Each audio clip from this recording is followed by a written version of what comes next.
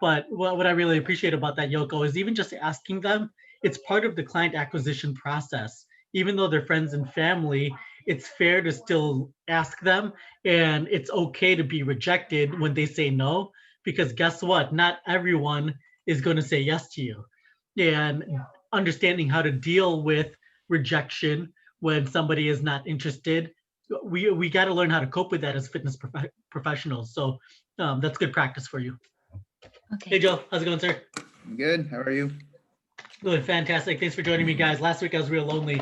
No one hopped into my focus hour, so I'm glad we got at least two people today. But we actually have a topic today versus like doing any type of orientation type stuff. So before we get into the topics I'm going to do, so officially getting started, welcome, Yoko, Joe. Thanks for joining me. We'll see if anyone hops on.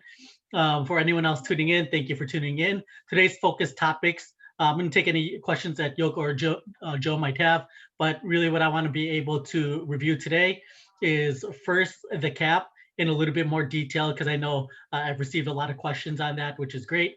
And then number two is the planes of motion and joint actions and examples of how we need to think about planes of motions with joint actions and even identifying primary muscles, perhaps because it's a portion of movement.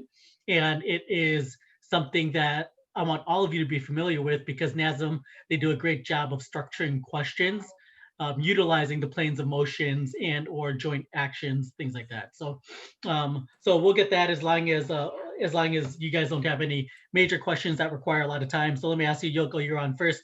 Do you have any specific questions I can address for you?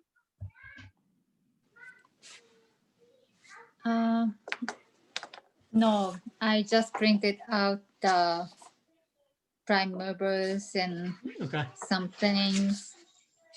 So Okay. Okay. It's all good. So if there's any questions, you can always interrupt me or type it in the chat board. Joe, do you have any questions for myself before we get started?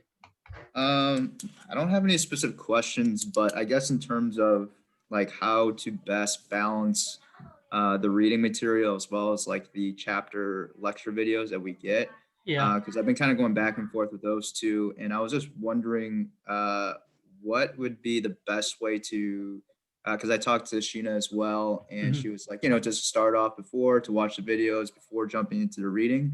Yeah. But I guess my question is, while I'm still doing that, what other things are there certain things that I should still key on that's not necessarily talked about in the videos that I need to pay extra special attention to? I know we had talked about looking at like the charts and the figures as well, Yep. but Yep. are definitions and like that like a Well, huge portion of that as well? I would probably know the boldface items as well, because definitions, there is a portion in which definitions is important. So I think even prior to that, you keyed in a lot of stuff that either you picked up from Sheena or that you've been doing already. Because I would definitely recommend the videos, the study guide as well. Are you familiar where to find that in the course resources? I haven't looked directly at it yet, but I do know where it is. Yeah. Okay, you know where it's located. So I would probably have that handy with you then when you're utilizing the book, just so you can cross-reference a lot of the material. Sure. But between the book, between the supplementary videos, that in my opinion, if you could structure watching those before any of the webinars, it really just gets your mind going, so Mhm. that you're familiar with a lot of the things that we're going to be discussing. And then whether it be the activities in the modules or the study guide, then utilize that just for more supplementary learning when we go through the webinars or in conjunction with the webinars. And then the book is final. The book is the last thing to bridge any of your gaps in your learning. So, but between those items, I would say those are like a great way to study, especially through this course, since you have access to those videos. And anything else would be supplementary based on the individual's learning style. Okay, got it. Yep. Thank you. So, and that's always a tough question to answer for. Sorry, I'm just letting my dog out. Well, those are tough questions to answer, and it's a same question, different format on depending on who asks it. It's just a matter of going through it and understanding this is studying again. It's not Right. fun. Yeah. Yeah. It, Yeah. it, it sucks, but there's a component that we have to do in order to understand the material. So whether it be memorization, the flashcards, writing things down, things like that, you just have to kind of just you know roll with it. So but that's where you leverage Sheena and myself if there's any questions there. So Right, because I'm just trying to like relate back to, it's like, going back to seeing all these definitions, I'm like, I don't think it's like one of those tests that we would have in like grade school or in high school where it's like yeah, matching definition with words, it's but it's just all more the multiple concept choice. of it, right? Yeah, Yeah, it's it's just all a concept of where that word is and kind of correct. how Yep. they would use that terminology in a question for us to kind of fully understand what they're asking us Yep. for a deal. Yeah, yeah. Some of the questions are going to be like straightforward in how they ask it. For example, we just talked about Wolff's law on Tuesday, so it might be like the definition here is an example of A, Davis law, B, Wolff's law, C, the Durnan-Wormsley method. It's going to be some of it could be straightforward like that. Sure. That's why I say it is important to understand all the boldface items. Okay, thank you. Cool. All right. So let us get into, I'm going to share my screen here, gang, and I am going to bring up the Career Acceleration Project. Actually, I'm going to toggle back and forth between the Career Acceleration Project and a PowerPoint, the short PowerPoint that I have. And at this point, I'm hoping that everyone listening to this call understands where to find the Career Acceleration Project. It is in course resources near the bottom. I showed how to on how to find it during webinar number 2. So Yoko, Joe, give me a head nod. Have you guys found this yet? Perfect. And so what I'm going to do, I'm going to provide examples a little bit deeper from what I did on Tuesday, where we'll use the Sally case studies to begin filling this out. As a reminder, the objective of the Career Acceleration Project is really to assist in employment for all of you, whether it be at Lifetime, whether it be at a competitors of Lifetime. Remember, an objective, a major focus and objective for Sheena and I is for all of you to have successful gainful employment somewhere in the fitness industry. So we definitely want that to happen, even if it's at a competitor of Lifetime. So this Career Acceleration Project allows all of you to take the experience that you get through Lifetime Academy and apply it to the, say, 1 to 2 years of experience that so many employers require for hire. So it's really fair that if you fill this out properly, that you would be you would have a strong argument to any employer that you should be hired. So the guidelines here, this is the first tab, and with the Career Acceleration Project, you'll see there are multiple tabs on the bottom. There's guidelines, contacts, sample client summary, Sally case study client summary, and then a bunch of client 2, client 3, client 4, and client 5 summaries. So we'll get into each tab on that, but the guidelines here really just provides all the rules, the purpose, and the explanation of all the tabs. So even without listening to this recording, if you were to stop listening, I would think the guidelines tab gives you a pretty good overview of how to fill this out or the objective of it.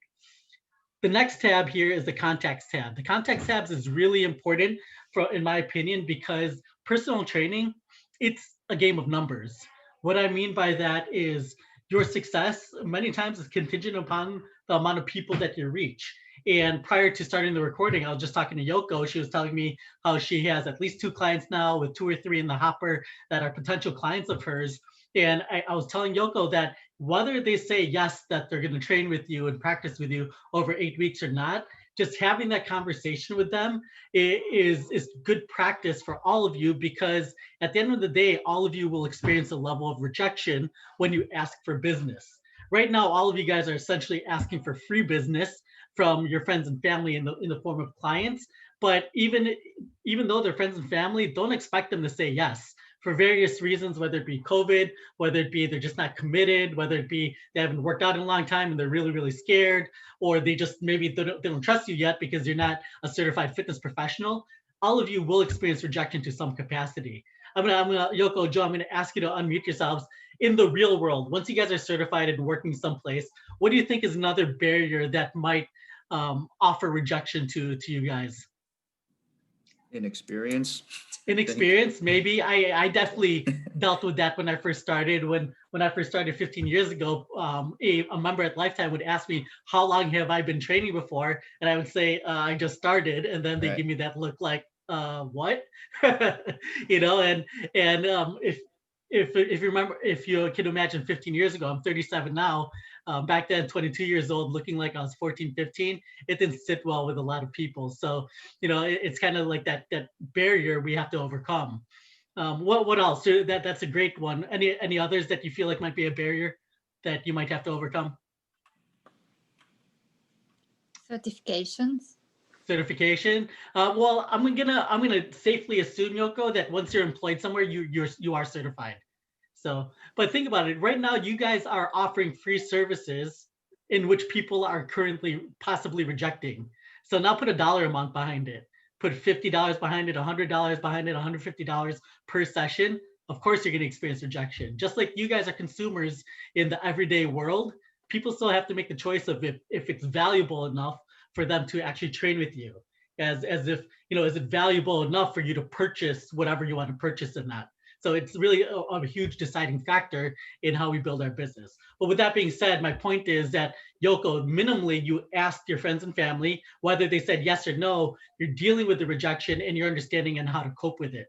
My biggest advice to all of you is that no matter when rejection happens, because it will, just keep moving forward. This context tab is so important because it allows you to see the numbers, meaning the amount of people that you reached out to, the amount of people that you've contacted, in which they may or may not have purchased a product or service from you.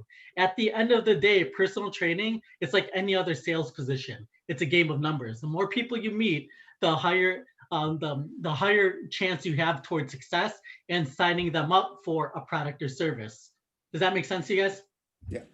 Excellent. The one piece of advice that I'll give you guys that my mentor, when I first started 15, 16 years ago, told me is that that personal training, it is a game of numbers. So and this is what really resonated with me. Every time you get rejected, every time you get a no, that means you're closer to your next yes. So what she actually told me is that she looks for the no's. She looks to get rejected and experience failure because each time that happens, like, perfect, good, I got rejected. That's one. I got rejected. That's two. That means you're closer to your next yes. She knew because she's extremely intelligent and she talked to hundreds, if not hundreds of people per week, that if she were to talk to 100 people, her conversion percentage was like 40%, which is pretty good. So she just knew every 10 people, 4 people are going to say yes. And that's really how she broke it down. So it doesn't matter who she spoke to. She just needed the no's. No's. All right. Yes. Good. Perfect. I'm closer to my next yes. So it kind of takes a negative perspective of, damn, I just got rejected. Damn, they said no. Damn, they don't want to train with me. To, all right, that's okay. That's okay. I'm just going to finally get my next yes eventually. So, all right. So this context tab. Now, within this, it is important. I want you, all of you tuning in, to literally write down every single person that you've asked if they want to train with you or if they want to go through the assessment process with you. Write the first and last name here. So let's pretend, and let me make this a little bit bigger. Can I? All right. So let's pretend this is first, last name, and these are all the people I've talked to, and these are the people I asked if they would go through experiences with me, assessment process, training experiences, email and phone number, put both. So it could look like this. Why do you think it's important to put both? Why might it be important to put both? Contact them as many ways as possible. You got it. Remember, you guys, it's all about increasing your chances. How many of you guys actually open every single email? Probably not, right? How many guys pick up every single phone call or listen to every single voicemail? Probably not. So if you have both, then at least you're increasing your chance for success, that hopefully they see one of the communication when you follow up with them or when you reach out to them for the first time. In addition, if you're talking to a member at your future employer in the future, ask them if you could text them, if it's okay.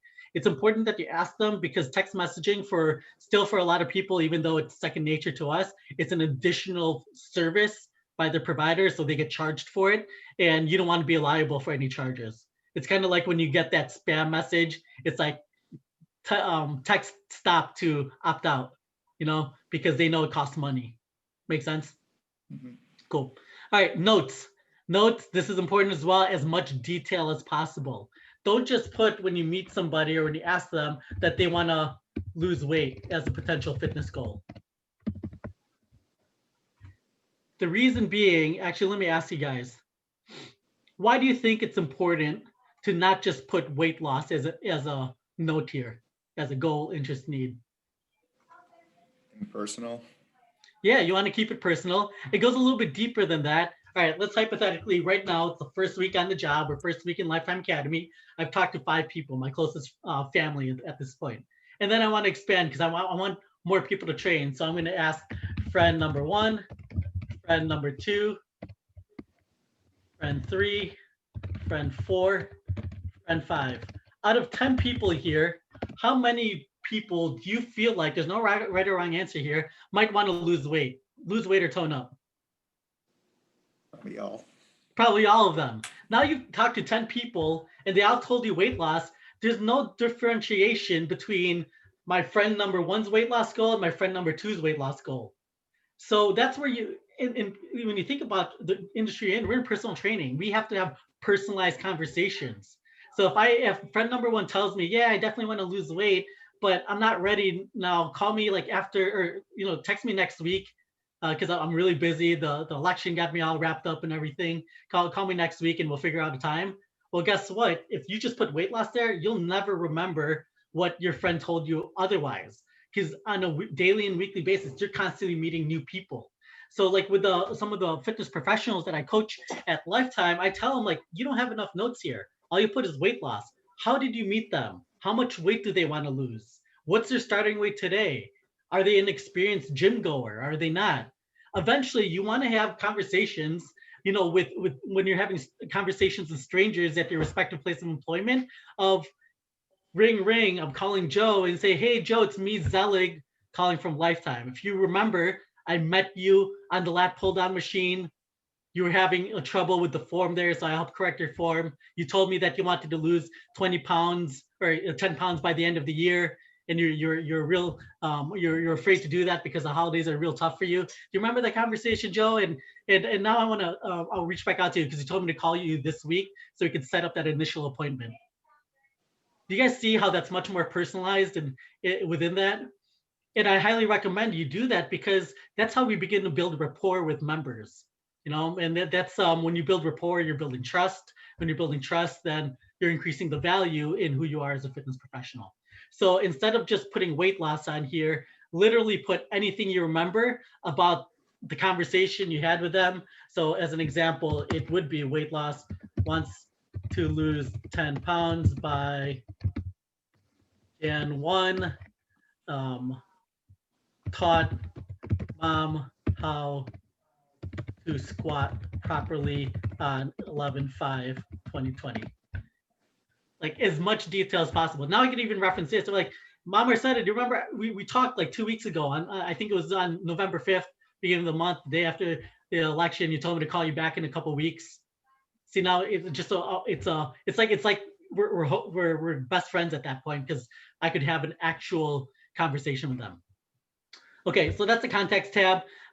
Realistically, over 8 weeks, I know this is a small sample size, but we're hoping you get at least five contacts on here. Whether you are actually trading them or not, out of these 10 people here, I might actually just have like 1 or 2 or 3 client summaries on here. That's absolutely okay because rejection happens because you will not be training every single people on here. So every single person that you've talked to and you've asked them to train with you or go through the assessment process with you, put it on here, regardless if you trained with them. Make sense? Cool. Next tab is sample client summary tab, and the sample client summary tab is really just here just so if you forget today's conversation, you can leverage this and then utilize it and mimic it for all of the other client summaries, the client 2, 3, 4, 5, 6 client summaries. But what's important here is the Sally case study because there's a small percentage of students in Lifetime Academy that when they have this career acceleration project, that they don't have anyone to train as clients in the form of friends and family. There's COVID going on right now. We have some students that might be living like in a city that they really don't have any friends or family because they're just fresh into that city, which is all completely fair. So the Sally case study is a placeholder for you to practice this type of client acquisition process, even though you've experienced rejection with everyone that you've asked. So with the Sally case study, on a weekly basis for all the webinars, as you guys have begun to see, and even for the lab coming up in a couple of days, we're going to give you more information on Sally to input right in here. And that's what I want to show you guys. So I'm going to share my screen differently. Give me a moment. All right. So what I have here is I have both of the Sally case study slides over the last 2 weeks. Yoko, can you see these? The Yes. Sally case study, perfect. So this one was from webinar number 1, and I shared it again in webinar number 2. But there's information on here where you could begin filling out the case study. So for instance, it has 50 years old, 40 pounds overweight. Like even the 40 pounds overweight, I could begin to put under the measurable portion of SMART. Wants to lose 40 pounds. So something as simple as that. The next one says knee pain. So the in SMART, even just the attainable, why is this important in their life? It's because they have chronic knee pain. Doctor's orders. God, typing skills are terrible today. Doctor's orders. Another example here. Let's see. Wants to lose weight, prevent chronic pain in knee. So another reason why prevent knee surgery.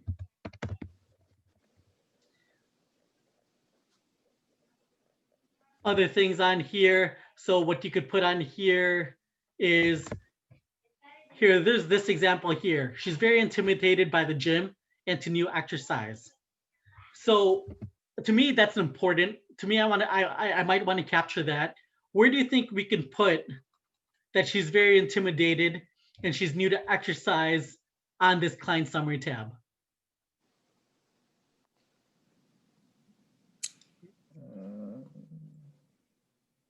Guess some of it could go into lifestyle in terms of, are you talking about in the SMART or? Yeah. No, anywhere on here. But I would totally buy into that, Joe, because if it's lifestyle, it might be very intimidated. By Jim, wants to work out at least 2 times per week. So that lifestyle, it's like that's the behavior there, right? Despite how intimidated she is, and now you've noted that because that's important, you know, your demeanor when you're training her is making her feel really comfortable, right? And encouraging her to come to the gym 2 times per week. So an example of that, if I'm looking this, because I'm looking at this weekly when I'm training Sally, it's all right, well, you know what I'm gonna do? Instead of meeting Sally at the PT desk to meet her for a session, let me meet her at the front desk right when she swipes in so that she feels much more comfortable. You know, it's almost like you're rolling out that red carpet a little bit more. Or maybe I'm putting reminders on my phone like, hey, today was your scheduled workout day. Did you make it in today? You know, just for that type of encouragement, because think about what you guys are scared of and how if you're scared of it, we tend to not do it, right? Or shy away from it. So in this case here, as a fitness professional, as an advocate for your client, you got to be able to encourage them. So Joe, I like that. I put it under lifestyle. I think that's good. The other place I might be thinking about putting that is maybe under this week's wins. So maybe saying she was very intimidated today, but she made it in 2 times this week. You know, and then next week's focus is maybe making it in 3 times. So something like that. So it's fair to say here, guys, we're giving you a lot of information each week, webinar by webinar. Sometimes you might have to fill in the gap for this sample client summary, which is absolutely fine. The objective here is when you bring it to an employer, they should be like, oh, wow, this is cool. Like, tell me more about the Sally person. And you should be able to conceptualize how the Sally client is acting and is feeling. Next thing here, so this is the second slide about Sally that we will be sharing with you guys this Saturday. So I just wanted to add this into today's webinar because now is an opportunity after Saturday when we provide it to you to add it into the career acceleration project. So as an example here, 180 pounds. This is how she measured. So when you think about week 1 measurements, weight, equals 180 pounds. What we're going to give you guys for some of you that might not have somebody to assess body fat, we're going to give you guys skin fold measurements to put in your assignment number 1, just in case you cannot assess somebody with skin fold calipers, or you can't make it a lifetime to utilize the InBody. So now with these skin fold measurements, how can we convert body fat with these? Do you guys know? Have you guys read into that yet? I read it, but I'm not 100% sure. Okay, good. So there's the Dern-Wormsley method. All right, it's essentially you're adding up the sum of the folds. You're finding the age, and you are correlating that with a body fat percentage. So it'll be in your readings coming up, or if you haven't come across it, you will. But now if you have these four skin folds, you can figure out their body fat. So I'm not going to give you the answer now, obviously, but guess what? That's another measurement, right? So approximately, let's just put 37% as a hypothetical. Sorry, that's small again. So that's this week's measures. Other things on here, I mean, you could really put all of these measurements in, right? Yeah, you could figure out the waist to hip ratio. You could even put right here, we put observations based on the static postural assessment and overhead squat. Well, guess what? In your assessments conducted, now you could put for the objective, you put overhead squat and static postural, and then put the observations on here. Upper crossed, and what was the other one? Arms falling forward. So literally, everyone listening in right now to this recording, you could copy exactly what I'm doing, and you will get credit for the Career Acceleration Project. If you do not have any clients to train over 8 weeks, minimally, you should be filling out the Sally case study tab, submitting it to make sure that you have something submitted for the Career Acceleration Project. So Joe, Yoko, since you guys are on, does this kind of provide a little bit more clarity and make sense for you guys? Yeah. I have a question though. So in the weekly, the measurements and stuff like that. Yep. What are you guys looking for us to do a specific one, or go with a specific one, or just stick with one and then just kind of hit it every week that we're doing it? Yeah. Like for example, at the skin fold, are we expected to do that weekly then? Or? That's a great question, Joe. And this is how I'm going to answer it. You're the fitness professional in this situation. So based on your client's fitness goals, you should be able to decide what are the best assessments. So for example, when I asked the group, was it this past week, what are common assessments you feel like you can do with 99% of your clients? There's a lot of overhead squat, right? There's a lot of BMIs. If that's the case, if you feel like that really is the best assessment for them, Sheena and I, we probably are not going to judge you too critically on, oh, Joe, you picked the wrong assessments here. You're the fitness professional. And if that's the case, then great, put the BMI on here and then continue to remeasure it every week or every other week and just put the updated BMI on here. Cool? Yeah. So with that being said, guys, we have client summary 2, 3, 4, and I think up to 5. Some of you might fill out all 5. Some of you might not. That's absolutely okay. Some of you might need more client summaries because you're training 5, 6, 7, 8 people. All you have to do is right click. If you have a PC, move or copy, create a copy, put it at the end. And now you have, you could rename this to client 6 summary. So you can have as many as you want. And remember, if this the objective here is for successful employment with an employer, the more the better. They employers, PT managers, they want to be able to say like, how much is this candidate gonna hustle? How much is this candidate gonna get out there and meet people and or train people? So the more clients that you have on here, the better. The last thing I'll say on here, guys, this is due at the end of the term. You do not have to submit it on a weekly basis, but what you should be doing is opening it now, saving it to your computer, spending, I don't know, 10 minutes per week on it, so that at the end of the term during the 8th week, it's easy for you to locate and submit it into LMS. When we get closer to the term during one of the webinars, we'll show you on how to submit it, but it's like submitting any other assignment that you're going to be going through over the next 7 weeks. So definitely work on it now. If you don't work on it now, and consistently on a weekly basis, all of a sudden we're going to be at the end of the term. You're going to have to try to figure out everyone that you've talked to. You're going to spend, I don't know, maybe 2 hours, 3 hours on filling this out. And it's important to submit this because, again, this is part of a requirement for a guaranteed interview with Lifetime, if any of you are looking for that. What questions, Yoko or Joe, do you have for me before we move into biomechanics? I'm good. Nothing. Thank you. Do you feel like this gave you a little bit more clarity on this project? Yeah. Cool. Yeah. Yoko, same. Okay, excellent. Good. I'm glad I can help there. So let's move forward. All right, so we're gonna shift gears into biomechanics, and the focus here is going to be the planes of motion, axis of motion, joint actions, and I think that'll be enough for the next 29 minutes.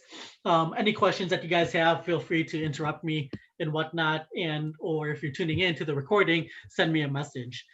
I think the best place that for you guys to be guided within this is going to be page 85 of your NASM text. I feel like in page 85 and thereabouts are great resources for all of you because it helps explain a lot of what we were talking about on Tuesday. So what is this? Yep, page 84, sorry. Page 84 at the bottom starts to talk about planes of motion, axis of motion, things like that. So that's important. And so to just kind of recap on everything here, there are 3 planes of motion in which we reviewed on Tuesday. There is the frontal, sagittal, and transverse plane. And I'm gonna quiz you guys here, and I appreciate you guys being courageous and being able to be put on the spot. Frontal plane, what type of movement is that? In which direction are we moving? Up and down. It was like squats and stuff like that. Not quite. All right. Not well. Here, I take that. Squats is not in the frontal plane. Remember, frontal plane. If you look at that glass pane cut through, it's moving side to side. All right. Nice. So how you want to think about this, and I know it bisects that anatomical figure right in the middle. But if that glass pane was in front of the person and behind the person, the only place they can move is side to side. All right. A sagittal plane is going to be that forward and back. And that's why squats is in the sagittal plane. Because if you look at where that plane bisects the sagittal figure, it's right down the middle. So that's going to be more of that front back, or in things like squats, bicep curls, lunges going forward and back. Transverse plates right down the middle. So it's more of that rotation in order to distinguish a movement being in the transverse plane. So 3 planes of motion. And with 3 planes of motion, there are 3 associated perpendicular axis of motion. And we did talk about this on Tuesday. This is where everyone tends to get a little bit confused. But the frontal plane, it runs perpendicular to which axis of motion? Do you guys remember?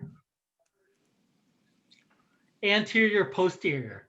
Make sure you remember that, because these are great NASM exam questions. It could be as basic as the axis of motion that runs perpendicular to the frontal plane is, and then they're going to list out coronal axis, anterior posterior axis, longitudinal axis, and then the y axis, I don't know, the z axis. So then knowing that, all right, well, it's the anterior posterior axis, you'd be ready. The sagittal plane runs perpendicular to which axis? Does anybody remember? Coronal. Yeah, Yoko, you got it. So coronal axis, then transverse plane runs perpendicular to the longitudinal axis. So begin to memorize those, gang, because these are good NASM exam questions. Now, what else is important here? When you break down the planes of motion, I'm going to go down. This table 5.1, oops, sorry, is fantastic, because the second column where it says motion, think about those as joint actions. So on Tuesday, we identified different joints. We utilized the kinetic chain checkpoints as well. So as an example, we had elbows, we got shoulders, we got hips, we got knees, ankles, head and neck. All of these are joints. And within the joints, there are actions that they could take. In this case, it says motion. So for example, and these motions that you see only happen in these planes of motion. So for example, in the sagittal plane, the only motion and joint action that happens is flexion extension. So if you can memorize that, you're great. Now, the great thing about that is once you start memorizing, like with some of the example exercises on the far right-hand side, you could start associating what are the joints associated with flexion and extension. Naturally, it makes sense to us when you think about it, bicep curls. So with bicep curls here, all right, so this is what another thing I'm going to backpedal on. And Joe, did you have a question because you unmuted? No, I was just going. Okay, I was cool. clicking stuff. Yeah. So when you think about the planes of motion, we need to think about the anatomical position first, like this. And sorry, you guys can't really see that. Anatomical position like this, okay? See my palms facing forward, otherwise feet shoulder width apart, arms, head and neck facing forward.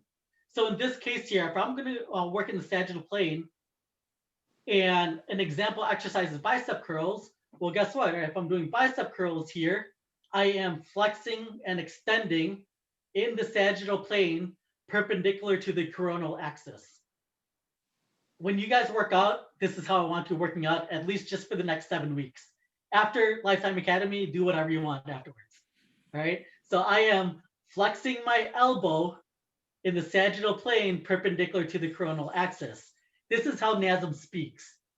All right. Now think about the different types of exam questions that can be formulated from there. It could be, what is the coronal axis? Oh, I'm sorry, what is the axis when you flex your elbow in the sagittal plane? And then the options are going to be coronal, anterior, posterior, or longitudinal. Or it could be a quiz question. It can be when you are flexing in the sagittal, when you're flexing your elbow in the sagittal plane, what type of exercise is that considered? Is it a bicep curl? Is it a tricep push down, or is it a squat? So interesting there, because now I put a level of confusion there. Sagittal plane, when I'm flexing my elbow, can somebody possibly be confused that it's either a bicep curl or a tricep push down? Is that possible? I guess so, yeah. I think it's possible, right? Because you're still dealing with the elbow and you're still talking about the sagittal plane, but the key term here is the flexing of the elbow. So when we're doing this motion here, because as soon as we start extending the elbow versus flexing it, then that could be the tricep push down.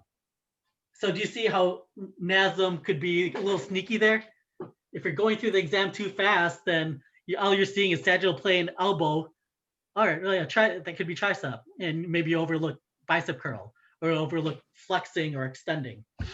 Next thing here is the frontal plane. So the frontal plane, we know, runs perpendicular to the anterior posterior axis. These are the joint actions that happen within it. These are the main ones that NASM wants you to know: adduction, AD or abduction, lateral flexion, and eversion, inversion. So let's go through an example of each one. Really, eversion, inversion, that's only in the foot and ankle. Okay, that's when it's hard to do it. Let me get a shoe. Hang on, guys. Sorry, I didn't practice earlier.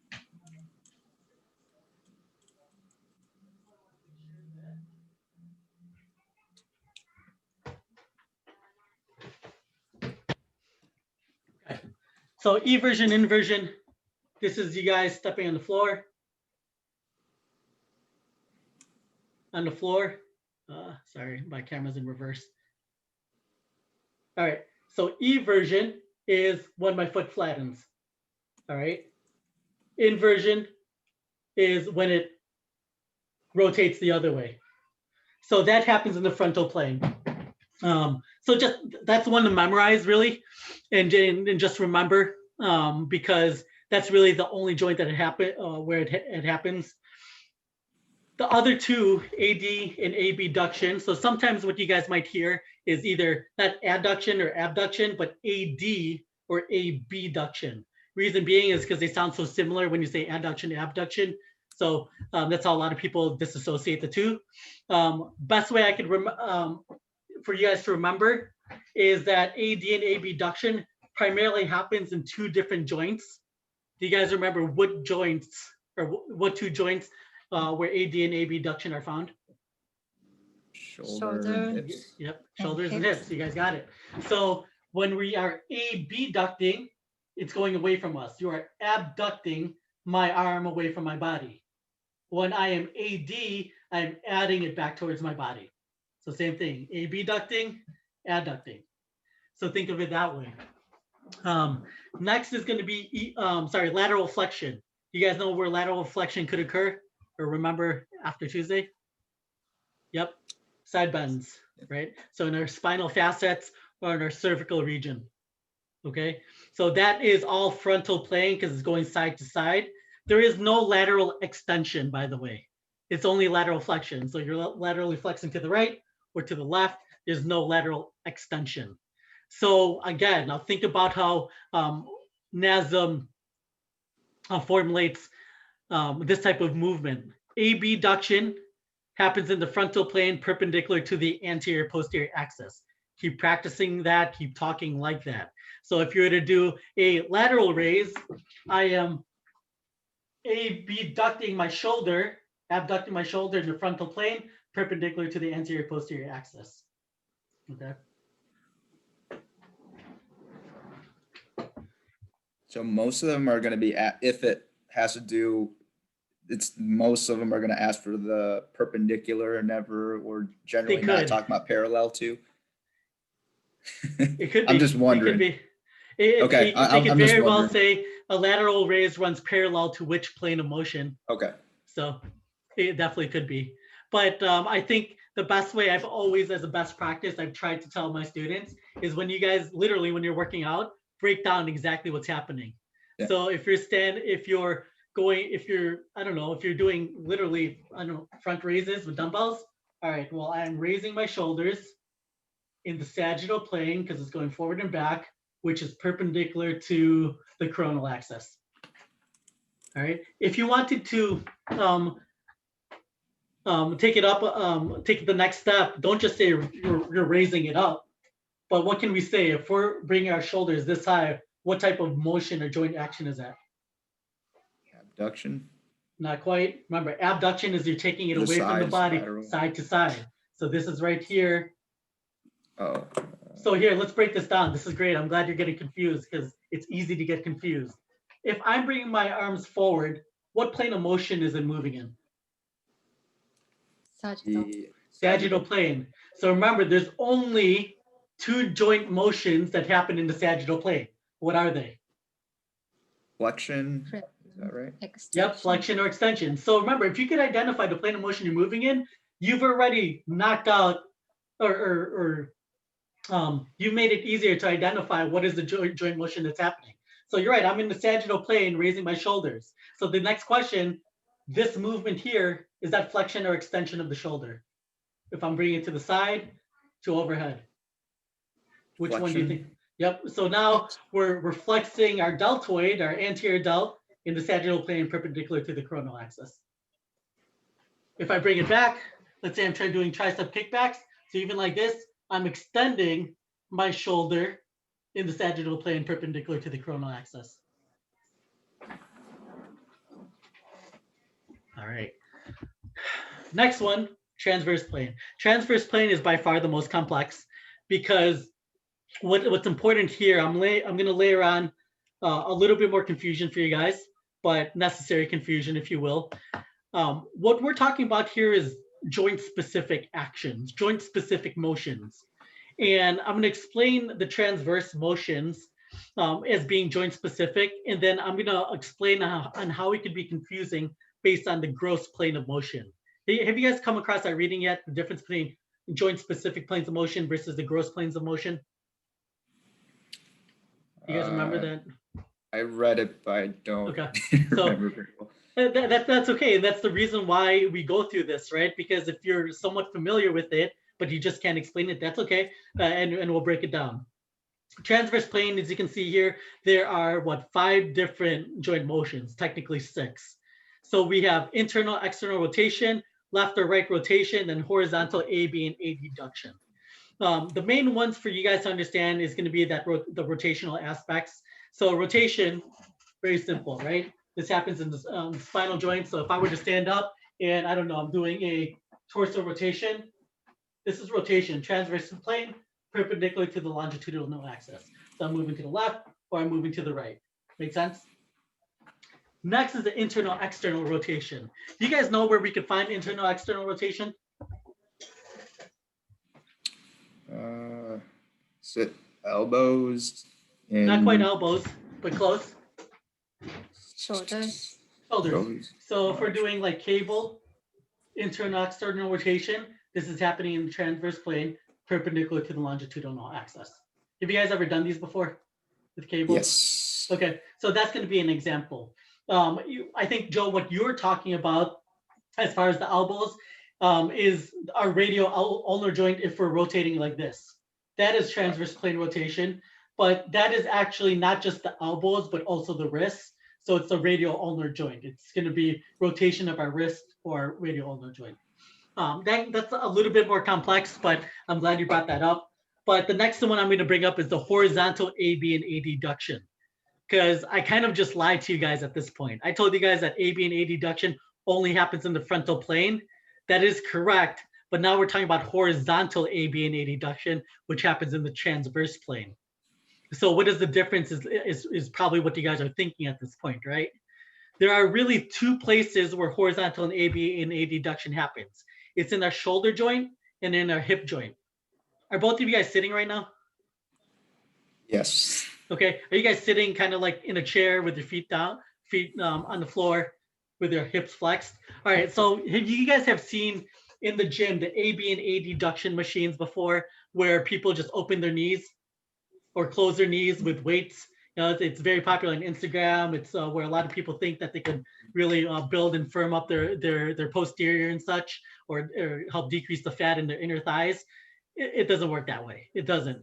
But that is horizontal. That's an example of one of the horizontal AB and adductions.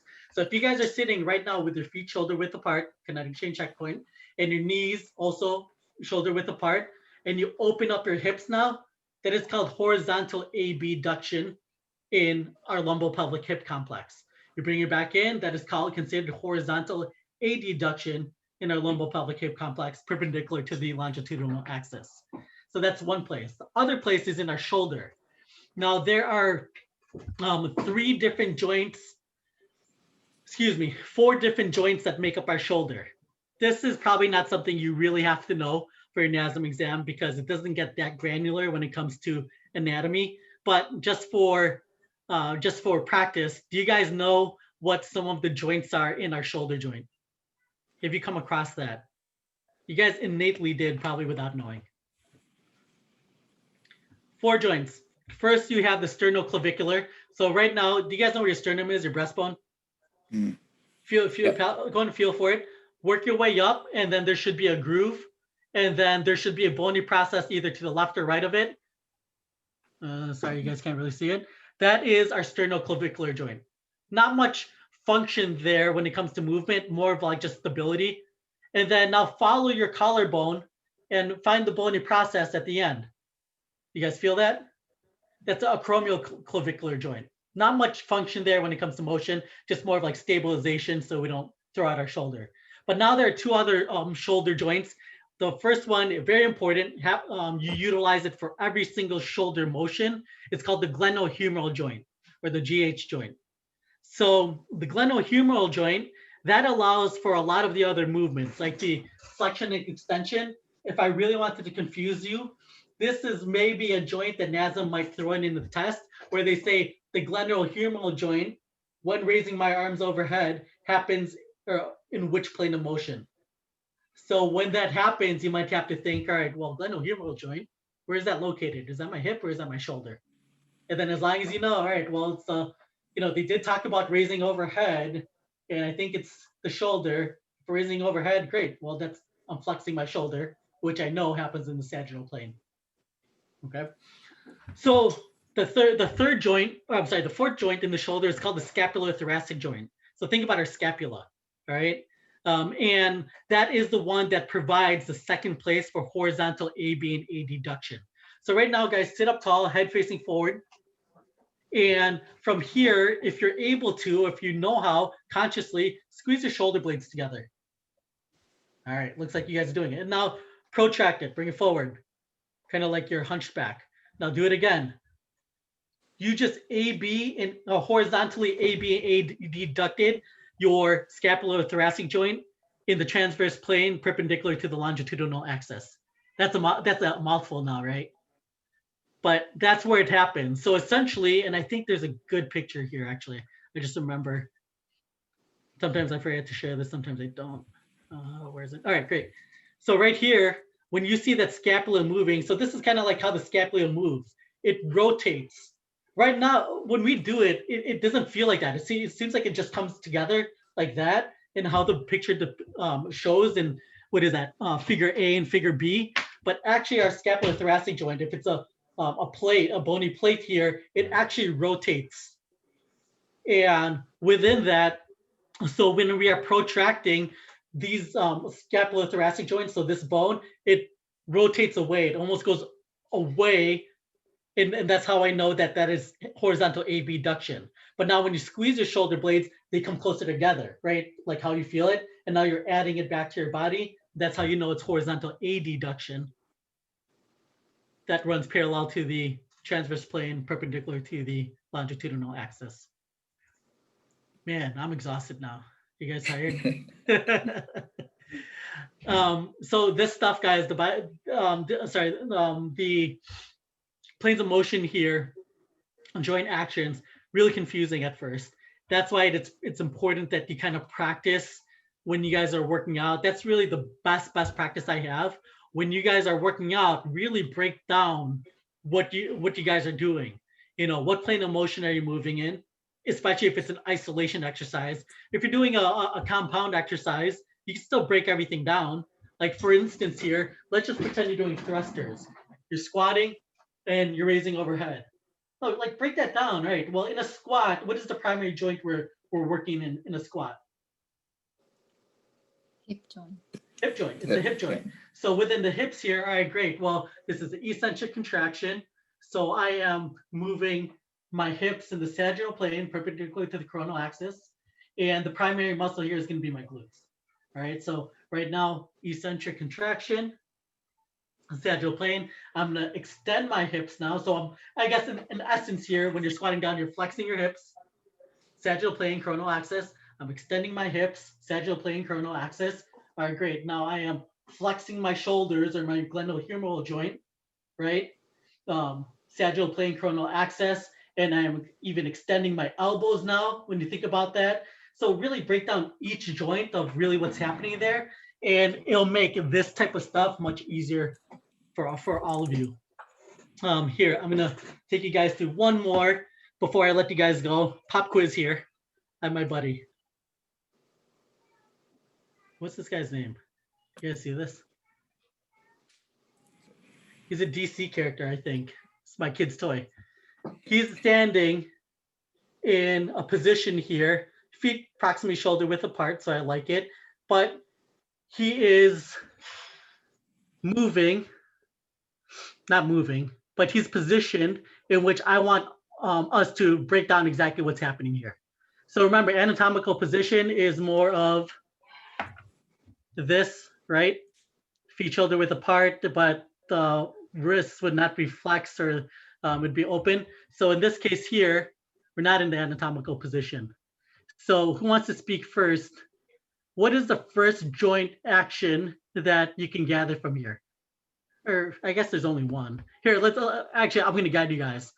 In the anatomical position, the glenohumeral joint, shoulder joint, is performing what type of joint motion?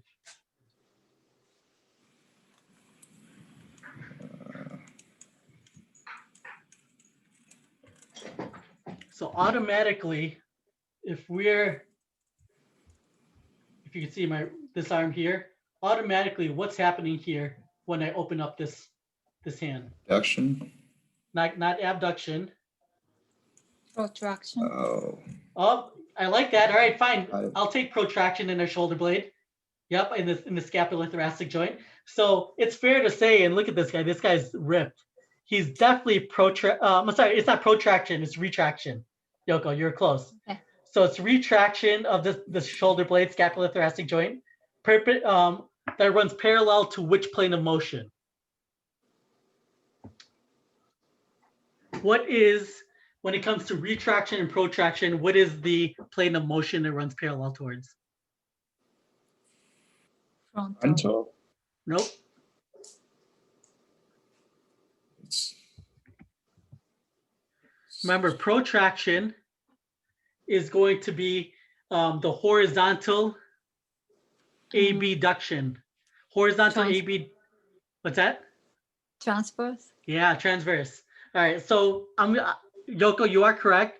I'm going to say that there is retraction, so horizontal. Okay, so horizontal adduction in the transverse plane perpendicular to. What is the transverse plane perpendicular to? Which axis?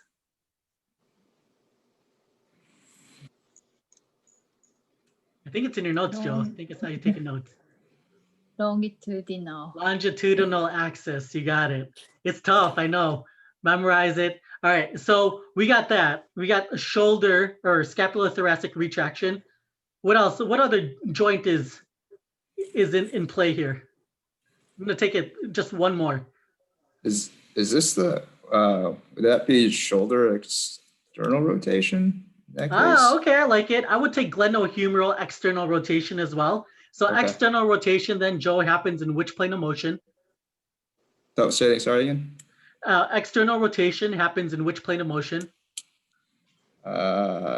Sagittal? Incorrect. Yoko? Transverse. Perpendicular Oh, to. because it's, okay, Yep. because it's around it. Got it. Yeah, you got it. You got it. Good, good. You guys are thinking though, and that's an important thing right now. All right, there's one more joint that is not in the anatomical position. What is it? Elbow. Elbow joint. The elbow joint is, what is it doing? What is the joint motion that the elbow is doing?